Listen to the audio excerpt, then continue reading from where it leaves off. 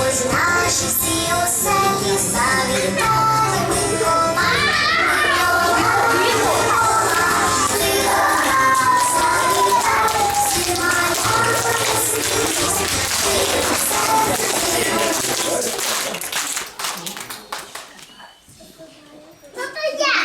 Доброго дня усім тим, хто до нас завітав.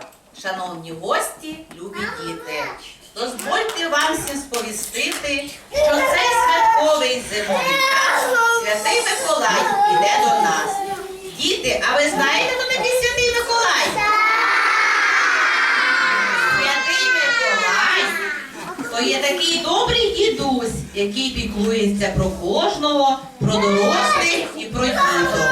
В цей день він обходить кожну домівку, дивиться, чи чемна кожна дитина.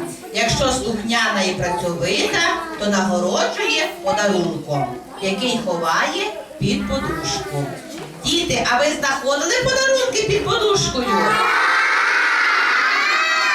Отже, ви чемні?